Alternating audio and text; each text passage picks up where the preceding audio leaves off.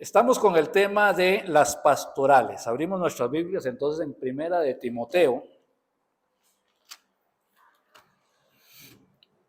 Imagínese un campo enorme lleno de piedras grandes. Y usted sabe que debajo de cada piedra, en una hay lingotes de oro, en otra hay piedras preciosas. En todas, debajo de cada piedra siempre hay algo maravilloso que encontrar. Así es la palabra de Dios en cada versículo y a veces en cada palabra. Y cuando estamos estudiando para ver cuál es el mensaje que sigue, a veces queremos como acelerar, pero decimos, ¿y cómo vamos a dejar de hablar de esto? Hoy seguimos todavía en el capítulo 1 de Primera de Timoteo, en el verso 15. Primera de Timoteo 1:15. Y dice la palabra del Señor ahí, palabra fiel y digna de ser recibida por todos, que Cristo Jesús vino al mundo para salvar a los pecadores, de los cuales yo soy el primero. Y me encuentro ahí con algo que se habla poco. Siempre hablamos de la segunda venida de Cristo, ¿verdad? Pero ¿cuánto se habla de la primera venida de Cristo? Ahora en la primera parte estuvimos hablando un poco de ello. Hablar de la primera venida de Cristo. Y el propósito de la primera venida de Cristo no es el propósito de la segunda venida de Cristo. Son propósitos diferentes. En la primera venida, Él viene a buscar y salvar lo que se había perdido. En la segunda venida, Él viene a juzgar y a gobernar. En la primera venida, los hombres le rechazan. En la segunda venida, no importa si le rechazan. Él va a juzgar. Entonces, las dos venidas tienen su diferencia. Coinciden en que es la misma persona, que es el Señor Jesús el que viene. Pero vamos a leer del verso 12 al terminar el capítulo para tener el contexto. Dice la palabra del Señor. Doy gracias al que me fortaleció, a Cristo Jesús nuestro Señor, porque me tuvo por fiel poniéndome en el ministerio, habiendo yo sido antes blasfemo, perseguidor e injuriador. Mas fui recibido a misericordia porque lo hice por ignorancia en incredulidad. Pero la gracia de nuestro Señor fue más abundante con la fe y el amor que es en Cristo Jesús. Palabra fiel y digna de ser recibida por todos. Que Cristo Jesús vino al mundo para salvar a los pecadores, de los cuales yo soy el primero. Pero por esto fui recibido a misericordia, para que Jesucristo mostrase en mí el primero toda su clemencia, para ejemplo de los que habrían de creer en él para vida eterna. Por tanto, al Rey de los siglos, inmortal, invisible, al único y sabio Dios sea honor y gloria por los siglos de los siglos. Amén. Este mandamiento, hijo Timoteo, te encargo, para que conforme a la profecía que se hicieron antes en cuanto a ti, milites por ella la buena milicia, manteniendo la fe y buena conciencia, desechando la cual naufragaron en cuanto a la fe algunos, de los cuales son Himeneo y Alejandro, a quienes entregué a Satanás para que aprendan a no blasfemar. Ahora, entre algunas cositas, detallitos previos, el capítulo 1 de Timoteo, volvemos a decirlo, hay que estudiarlo, histórico, literal y gramatical. Y cuando usted empieza a leer todo el capítulo, se va a dar cuenta que hay un tema: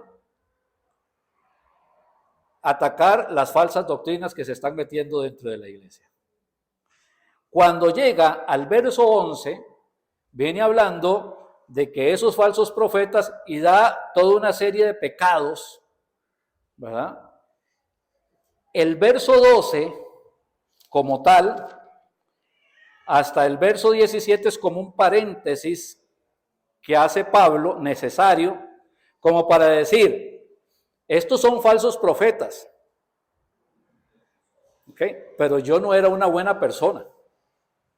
Entiendan que como yo necesite salvación, ellos también necesitan salvación. Pero que una persona sin Cristo, lo único que le hace es daño a la iglesia, aunque parezca que es buena gente y que es religioso. Pablo habla de quién era él, que era un perseguidor de la iglesia, etcétera. Le da la gloria a Dios, alaba a Dios, el inmortal, el soberano. Termina el paréntesis y termina hablando de los falsos profetas, aún diciendo que 2 de estos los entregó a Satanás para que aprendan a no blasfemar. Si perdemos el contexto del capítulo, entonces no vamos a terminar entendiendo de qué se trata la carta. Okay. Entonces vamos con ese verso 15. Palabra fiel y digna de ser recibida por todos, que Cristo Jesús vino al mundo para salvar a los pecadores, de los cuales yo soy el primero. El Antiguo Testamento, todo el Antiguo Testamento, desde Génesis hasta Malaquías, anuncia a Cristo. Todo. ¿Okay? Desde Génesis. La primera profecía se la da el Señor a Adán y a Eva. ¿No? Cuando le habla de la serpiente, que va a picar el calcañar y el Señor le va a majar la cabeza, es una referencia al Mesías, a Cristo y la obra en la cruz del Calvario. Luego de ahí empieza a hablar de Jesucristo. Por eso cuando van los dos camino a Emaús, los 2 discípulos camino a Emaús y se le aparece el Señor y empieza a hablarles y les dice, qué necios que son ustedes. ¿No les enseñó esto? Moisés no habla de esto, la palabra del Señor, no ha hablado todo esto del Antiguo Testamento. Dice que empezó a hablarles todo lo que Moisés y los profetas decían de él. Porque al final el propósito del Antiguo Testamento es anunciar a Cristo. El propósito del Nuevo Testamento me muestra la verdad de que Cristo, el que era anunciado en el Antiguo, ya vino, ¿verdad? Que es lo que los judíos hoy en día rechazan. Ellos dicen, todavía no ha venido, ¿verdad? Nosotros esperamos el rapto y la segunda venida. Los judíos dicen, es que todavía no ha venido, porque rechazaron a Cristo en aquel momento. Lo que nos vamos a meter es en un tema particular. Mire, cuando alguien estudia la Biblia, hay gente que le gusta más o el Señor los guía y que les encanta hablar de profecía y son maravillosos hablando de profecía, increíbles. Manejan la profecía de una manera maravillosa. Hay otros que se enfocan más en el tema de la salvación, hablan de salvación nada más. Hablan de profecía, sí, pero ellos hablan de salvación. Este es el tema de ellos, están dedicados a hablar de salvación. Porque digamos que así como en las diferentes profesiones del mundo hay ramas, también en la teología existen diferentes puntos donde hay gente que se especializa más en esto o en aquello. Hay algo que se llama cristología, que es conocer a Cristo buscándolo, hacerlo a la mayor profundidad, ¿verdad? Igual está el que estudia el Espíritu Santo, igual está el que estudia el Padre, hay algo que se llama divinidad trinitaria, etc. Entonces, cada persona, cada estudiante de la Biblia empieza como a encantarse por esta situación. Cuando llegamos a esto de Cristo, nos damos cuenta que vamos a tener que entrar en el campo de la cristología y entender quién es Jesús. ¿Por qué? Porque hay mucha gente que todavía no lo entiende. Hay gente que es religiosa, que dice que Jesús, esto es, tratan de pensar, filosofar un poco, ¿y quién será Jesús? Dicen, Jesús es la primera cosa creada por Dios. Y ellos dicen, bueno, es que Jesús es creado.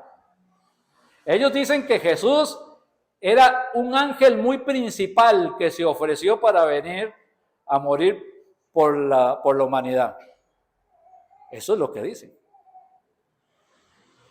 Dicen que Jesús es un Dios, pero de segundo orden. de segundo nivel, ¿verdad? Eso es lo que dicen.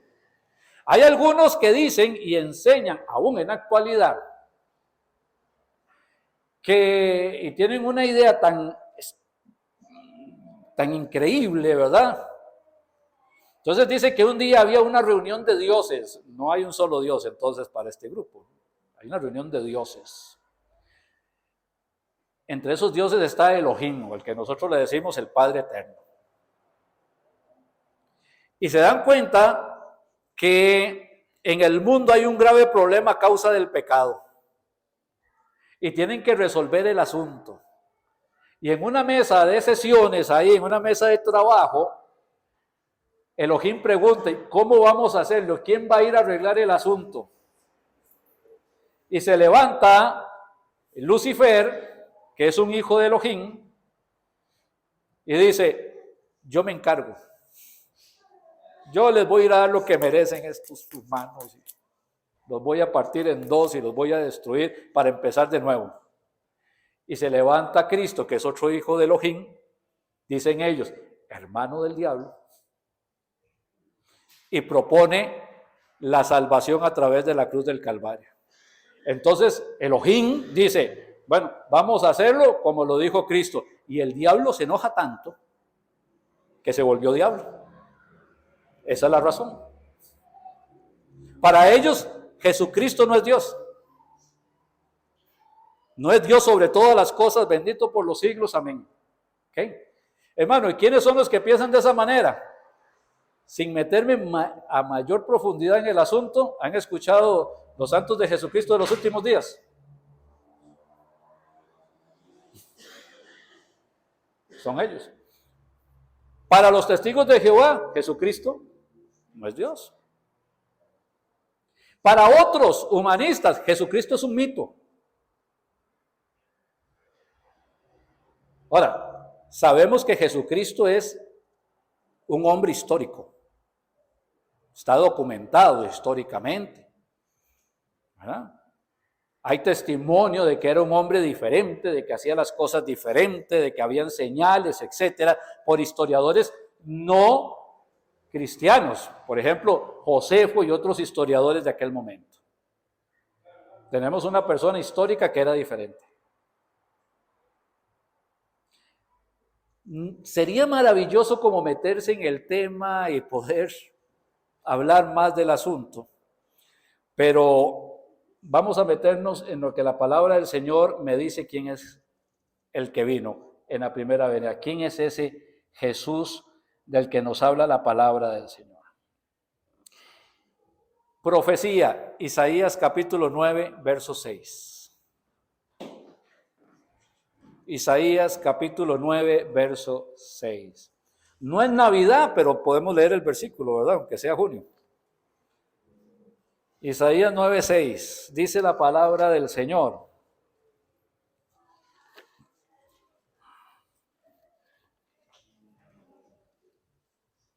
Porque un niño nos es nacido, hijo nos es dado, y el principado sobre su hombro, y llamará su nombre, ¿el nombre de quién?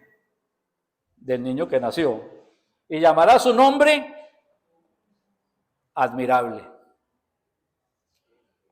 consejero, Dios fuerte, Padre eterno, príncipe de paz. ¿Quién me dice entonces la profecía que es este niño? Dios.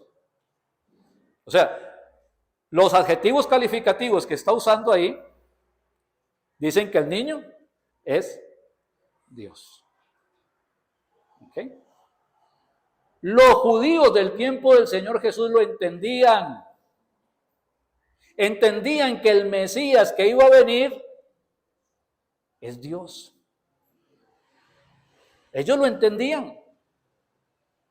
Por eso cuando el Señor Jesús dijo, yo y el Padre uno somos, o cuando Él decía, yo soy, cuando Él decía, el que me ha visto a mí ha visto al Padre, etcétera, los judíos, los que creían y los que no creían, sabían que Él se estaba identificando ¿con quién?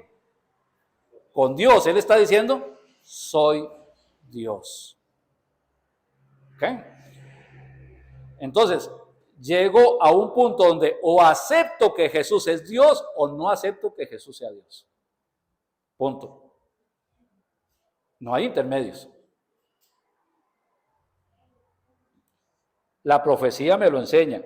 Jesús es Dios. Vamos a ir a Juan capítulo 1. Juan es uno de los 4 evangelios. Hay 3 evangelios que se les llama como sinópticos porque tienen una misma idea, etcétera. Pero el evangelio de Juan presenta a Jesucristo como Dios. Cuando usted lea el libro de Juan, usted se va a dar cuenta que siempre presenta a Jesucristo como Dios. Desde el inicio del capítulo. Desde el inicio del capítulo. Juan capítulo 1. Juan capítulo 1. Si lo logro encontrar, ya se los leo. Con razón. Juan capítulo 1 dice la palabra del Señor. En el principio era el verbo. Ok, ven que el verbo ahí está en mayúscula. No está hablando del verbo de sustantivo, verbo y adjetivo, qué sé yo, no. Literalmente el texto dice, en el principio era el logos. Eso es lo que dice, el logos. En el principio era la palabra. Ya vamos a ver un poquito más de eso, pero vamos a ir viendo un poquito más. En el principio era el verbo, y el verbo era con Dios. Y el verbo era Dios. Entonces, ¿cómo puede ser el verbo con Dios y el verbo ser Dios? Pues tenemos, está el Padre, y está el Hijo, está el verbo. ¿Okay? Sigamos con la idea del verbo. Este era en el principio con Dios. Todas las cosas por Él fueron hechas. ¿De quién está hablando? ¿Cuál es el sujeto principal de lo que estamos leyendo? El verbo, ¿verdad? Entonces, todas las cosas por Él fueron hechas. ¿De quién está hablando? Del Señor Jesús. Entonces, ¿quién hizo todas las cosas? El Señor Jesús. Todas las cosas por Él fueron hechas. Y sin Él, sin el verbo, nada de lo que ha sido hecho fue hecho. Verso 4. En Él estaba la vida. ¿En quién? En Jesús, en el verbo. Y la vida era la luz de los hombres. ¿Qué fue lo que dijo el Señor? Que lo va a encontrar también en el Evangelio de Juan. Yo soy la luz del mundo. ¿Ok? En Él estaba la vida y la vida era la luz de los hombres. La luz en las tinieblas resplandece porque el reino del mundo es un reino ¿de qué? De tinieblas. Y viene la luz y ¿qué pasa? La luz en las tinieblas resplandece. Y las tinieblas no prevalecieron contra ella. ¿Por qué? Porque Cristo murió en la cruz del Calvario, venció al enemigo y resucitó entre los muertos, para que todo aquel que en Él crea no se pierda, mas tenga vida eterna. Ok. Después el texto hace un preámbulo para señalar humanamente lo que Juan el Bautista va a dar testimonio de que Jesús es el Cristo, el enviado. Hubo un hombre enviado de Dios, el cual se llamaba Juan. Este vino por testimonio para que diese testimonio de la luz. ¿Quién es la luz? Cristo. A fin de que todos creyesen por Él. No era Él la luz. No era Juan el Bautista Cristo. Sino para que diese testimonio de la luz. Para que diese testimonio de Cristo. Aquella luz verdadera, Cristo, que alumbra a todo hombre, venía a este mundo. Dios venía a este mundo, o vino a este mundo. En el mundo estaba, ¿quién? Cristo. Y otra vez dice, y el mundo por Él fue hecho. ¿Quién lo hizo? Cristo. pero el mundo no le conoció. ¿Qué hizo el mundo? Lo rechazó. A lo suyo vino, porque todo le pertenece a él, porque él lo hace. Y los suyos no le recibieron. El pueblo, los judíos lo rechazan. Y viene el famoso texto: mas a todos los que le recibieron, a los que creen en su nombre, les dio potestad de ser hechos hijos de Dios, los cuales no son engendrados de sangre, ni de voluntad de carne, ni de voluntad de varón, sino de Dios. Verso 14, que es el que quería llegar. Y aquel verbo, el de 1:1, ¿verdad? En el principio era el verbo. Verso 14, y aquel verbo fue hecho carne y habitó entre nosotros. Y vimos su gloria, gloria como del unigénito del Padre, lleno de gracia y de verdad. Ven cómo la palabra del Señor me habla de la divinidad de Cristo. No es un ángel. Hoy empezamos a leer la epístola de Hebreos con el hermano Juan Carlos. Notaron que hablaba de ángeles y que Cristo no era un ángel. No es un ángel. No es un Dios de segunda categoría. Tampoco es un mito. Pablo dice en Romanos 9:6, el cual es Dios sobre todas las cosas, bendito por los siglos. Amén. Bueno, eso nos va impulsando a poder entender un poquito más conceptos. Vamos a entrar a un concepto que es un poquitico, no es que es difícil, pero hay que prestarle un poquito de atención. Así que les pido ese esfuerzo extra. A veces cuando estamos enseñando, ay Señor, ayúdanos a cómo poderlo explicar de la mejor manera para que la enseñanza llegue. En el Antiguo Testamento nos encontramos con que Dios mandó a Moisés a que diseñara una tienda, un tabernáculo en el desierto. ¿Recuerdan la historia?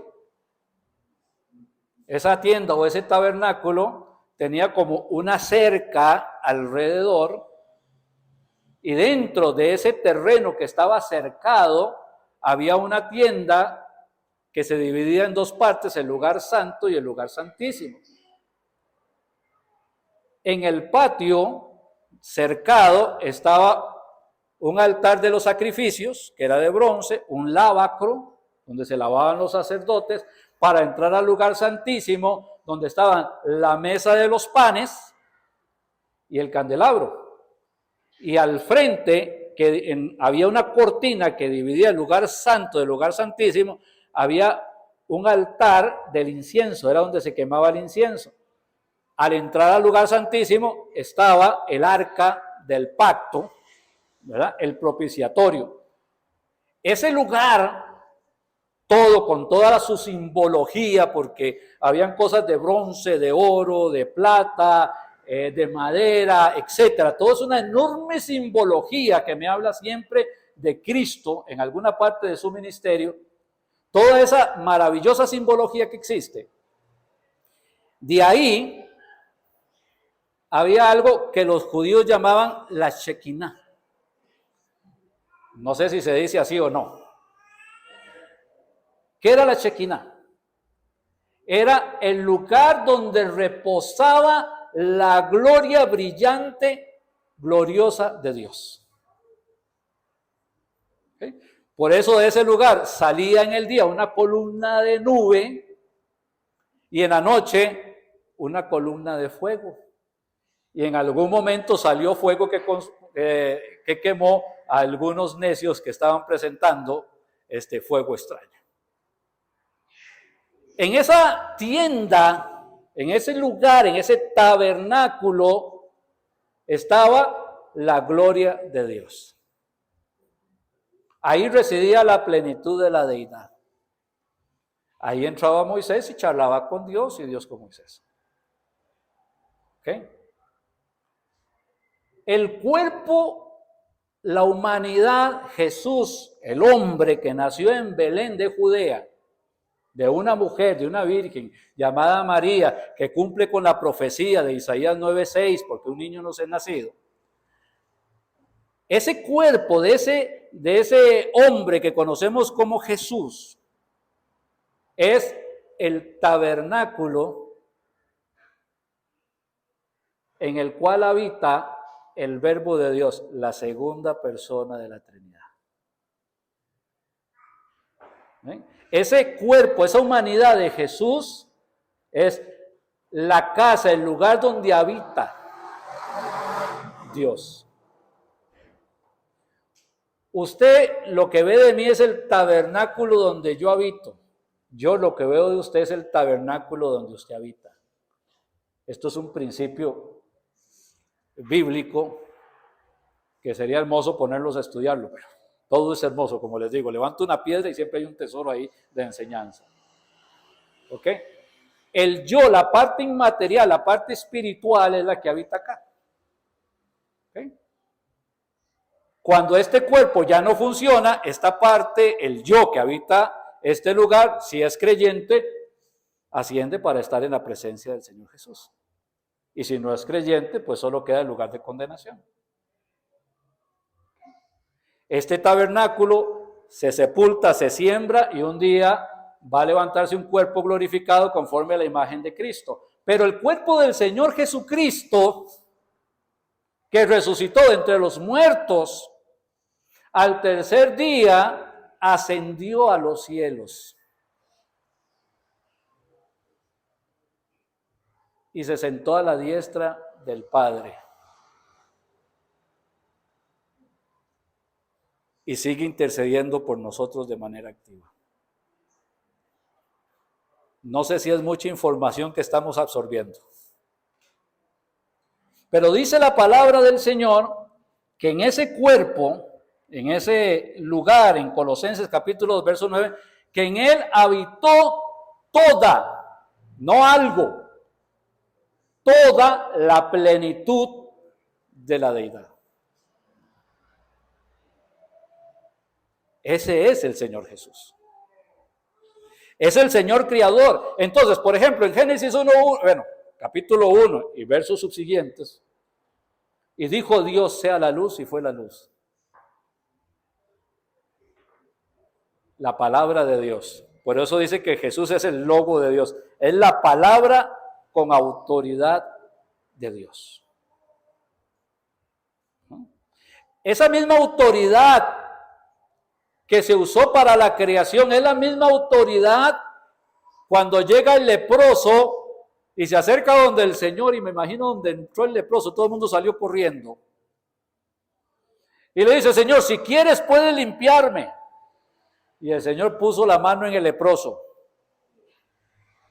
Paréntesis, de vez en cuando hay que ensuciarse un poco para tratar con los pecadores a fin de poderlos llevar a Cristo. ¿Ah? Pone la mano en el leproso. Y ensuciar en el buen término, ¿verdad? O sea, sentarnos con él, identificarnos un poco con ellos.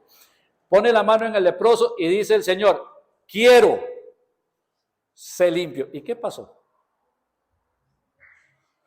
La lepra se fue. Llega, los discípulos están montados en la barquita, el Señor está muy cansado, duerme, ha sido un día largo, estresante, había pasado noches ayunando y el Señor necesita descansar y está ahí en la barca y está tan cansado y la verdad tan tranquilo que el Señor duerme y la tempestad empieza. Y esa barquita que se hunde y esos pescadores tratando de sacar la barquita con toda su experiencia y no logran nada. Y de un momento cuando dicen, ya de esta no nos salvamos, van donde el Señor y le dicen, Señor, no tienes cuidado que perecemos. Cuando aprendemos que esa es la primera opción, ¿cuántos problemas nos ahorramos, verdad? Y se levanta el Señor y le dice al viento y al mar, calla, enmudece, inmediatamente todo se serenó. ¿Por qué? Porque Él es Dios. Su palabra es autoridad. Cuando yo leo los evangelios, de cierto os digo, el verbo va a hablar. Oísteis que fue dicho, mas yo os digo, o sea, con toda la autoridad de Dios. Y entonces yo presto atención, no es cualquiera el que me está diciendo. Jesús no me da consejos, me muestra el camino, me enseña. Yo sé que lo que me lo ordena con amor, pero me lo ordena porque lo necesito. El Señor Jesucristo. Hay gente que dice, es que Él no es Dios porque Él tiene un poder reducido, no como el de Dios. El Señor Jesús no tenía un poder reducido. Él se había autolimitado voluntariamente. No es lo mismo. ¿Ok? Cuando Satanás le dice, pero si tiene hambre, ¿por qué no le dice a estas piedras que se conviertan en pan? ¿Podía hacerlo el Señor? ¿Sí? Pero el Señor nunca usó su poder, su gloria, su gracia en beneficio propio, sino para bendecir a otros. No solo de pan vivirá el hombre, sino de toda palabra que sale de la boca de Dios. El Señor no tiene un poder reducido, Él mismo se ha autolimitado para cumplir con el propósito. ¿Y cuál es el propósito? Morir en la cruz del Calvario como el Cordero de Dios que quita el pecado del mundo. Y entonces cumplir con eso para la salvación de todas las personas. Llega Getsemaní. Es que hay tantos ejemplos que dar, pero imagínense en el Getsemaní. Tal vez algunos han visto algo en Israel y ponen ahí el Getsemaní, y ustedes ven que es un jardín ya con caminitos y banquitas y hay fluorescentes por todo. No, eso era una montañita más rústica, ¿sí? Y ahí está el Señor de noche clamando. Llegan a apresarlo y Pedro saca una espadita que tenía y le corta la oreja al siervo del sumo sacerdote. Y el Señor lo sana. Listo. Y se vuelve, usted no entiende, usted todavía no entiende que yo le puedo pedir a mi Padre que mande unas cuantas legiones de ángeles y que me libren de esta situación, inmediatamente así van a venir. Pero entonces, ¿cómo se cumpliría lo que está escrito en las profecías? ¿Cómo podríamos llegar a ser salvos? Es que los discípulos habían andado 3 años y medio con el Señor y todavía les faltaban muchas cosas que entender. Algunos tenemos más años y estamos como los discípulos, nos faltan más cosas que entender. Pero lo que me está hablando todo esto es que el Señor Jesucristo es Dios sobre todas las cosas. Filipenses, vamos al libro de Filipenses. Filipenses.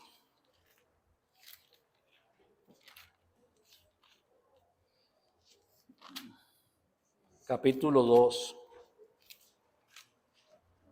verso 5.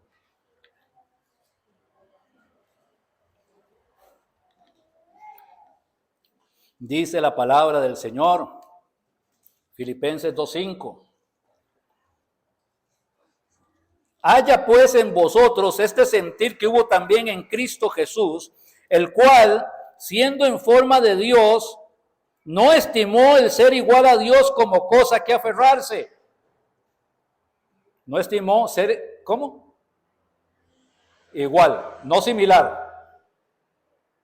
Igual a Dios como cosa que aferrarse, sino que se despojó a sí mismo, tomando forma de siervo, siendo Señor. Toma forma de siervo, hecho semejante a los hombres. Y estando en la condición de hombre, se humilló a sí mismo, haciéndose obediente hasta la muerte y muerte de cruz. ¿Ven? No es que él es un poder limitado, no, él se ha autolimitado para poder cumplir con el propósito de morir en la cruz del Calvario para que todo aquel que en él crea no se pierda, mas tenga vida eterna.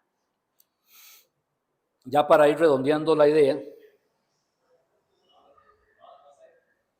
el Señor Jesús está hablando allá con los apóstoles, están en la cena, al día siguiente lo van a crucificar, el Señor habla con ellos y de un momento a otro le dice Felipe, después de que le dice, yo soy el camino, la verdad y la vida, esos textos de Juan 14, le dice Felipe, muéstranos al Padre y nos basta. Creo que si el Señor hubiera tenido anteojos le hace, ¿cómo? Felipe, el que me ha visto a mí, ha visto al Padre. Dice la palabra de Dios que Él es la imagen del Dios invisible, el primogénito de toda creación. Porque en Él fueron creadas todas las cosas, visibles e invisibles, sean tronos, sean dominios, sean potestades. Todo fue creado por medio de Él y para Él. Y Él es antes de todas las cosas y todas las cosas en Él subsisten. La Biblia habla claramente entonces ¿de qué? De que Cristo Jesús es Dios. Volvemos ahí a 1 de Timoteo, capítulo 1.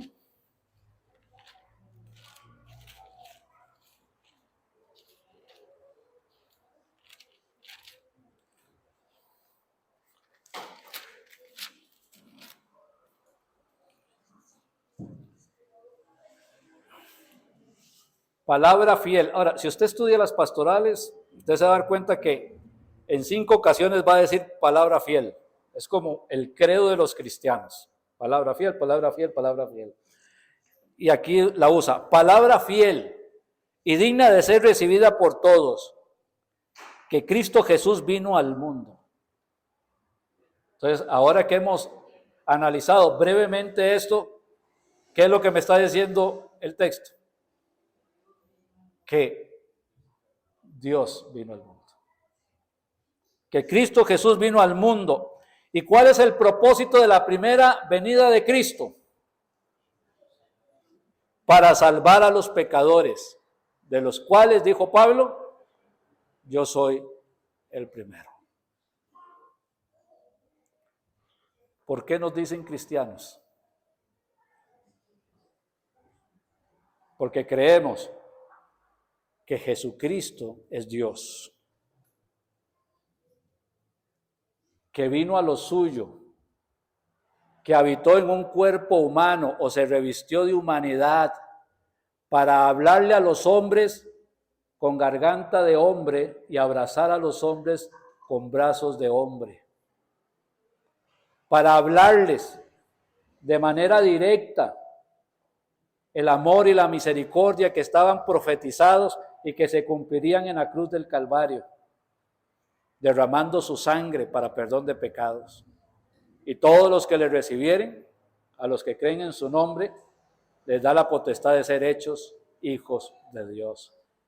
Ese es el propósito de la primera venida de Cristo, y Cristo es Dios sobre todas las cosas, bendito por los siglos.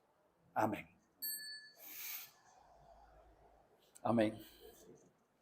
Amado Padre, gracias por darnos este tiempo de meditar en tu palabra, de conocer un poco más de la persona de tu Hijo Jesús, nuestro Señor, nuestro Salvador, nuestro Redentor, nuestro Dios, y pedirte, Padre, que esta palabra quede sembrada en el corazón y produzca fruto en abundancia, y pedirte también, Padre, para que si alguien, Padre, no te conoce, que hoy pueda ser un día de salvación. Si alguien, Padre, está, Padre, volviendo a ti, porque tú estás moviendo su corazón para ser restaurado, que sea también un tiempo de restauración o de consagración para aquel que quiera trabajar y servirte, Padre, dedicarse a ti. Hermanos, todos orando, dele gracias al Señor por esta salvación tan grande que nos ha dado en Cristo Jesús. Gracias que Dios mismo nos amó tanto que se revistió de humanidad, muriendo en la cruz del Calvario y derramando esa sangre para que podamos tener vida eterna. Gracias, porque siendo pecador, Cristo murió por usted y ahora es un hijo de Dios para la gloria de su nombre. Pero tal vez hay alguien acá que no conozca a Cristo. Hay alguien acá que no lo entiende. Hay alguien que no lo sabía. Hay alguien con el cual el Señor ha estado trabajando. Hay alguien que el Espíritu Santo ha estado convenciendo de pecado, justicia y juicio. Dios le ama. Y eso está ocurriendo porque el Señor está tratando con usted. Eso está ocurriendo porque el Señor quiere darle salvación y vida eterna en esta oportunidad. Eso está ocurriendo ahora. Porque la Biblia dice que hoy es el día de salvación, hoy es el día de su salvación. Si tiene un corazón quebrantado, si hay arrepentimiento en su corazón, dígale, haga de su corazón un altar y dígale, Señor, reconozco que soy pecador. He pecado contra ti. He hecho lo malo delante de ti. Ahora entiendo que Cristo murió por mí, que su sangre fue derramada para limpiar mis pecados. Estoy arrepentido y te pido perdón. Y en este momento quiero recibir a tu Hijo Jesús en mi corazón para que sea el Salvador y el Señor de mi vida. Gracias, amado Padre. Bendito sea tu nombre en Cristo Jesús. Amén. Y amén. Estamos siempre, vamos siempre a hacer los cultos entre semana a las casas para los miércoles. Ya logramos, porque los grabamos, entonces ya logramos adelantar un culto. Eso quiere decir que el que ya está para el miércoles ya lo tenemos. Porque antes era que teníamos que por fuerza grabar martes para pasarlo miércoles. Ahora ya podemos variar el día martes. Si usted quiere prestar su casa y abrirnos la oportunidad, y usted dice que martes no puedo, pero lo puedo hacer, no sé, otro día tal, ya podemos entonces acomodarnos mejor para poder hacerlo, seguirlo haciendo en los diferentes lugares. Ya para la próxima semana ya tenemos un lugar, vamos para San Isidro de Heredia, si no me equivoco. Después vamos a estar aquí en Moravia, la que sigue, pero si usted quiere, díganos, para ponerlo ahí en la lista. Yo sé que va a ser una enorme bendición para usted, para su hogar, y puede invitar a los que usted quiera a su casa, así que no tenga problema. La idea es compartir en los hogares el mensaje de la palabra del Señor. Amén. Que el Señor les bendiga y guarde. Que el Señor haga resplandecer su rostro sobre cada uno de ustedes y tenga de cada uno de ustedes misericordia. Que el Señor alce sobre ustedes su rostro y ponga en cada uno de sus corazones paz. Levantamos las Biblias.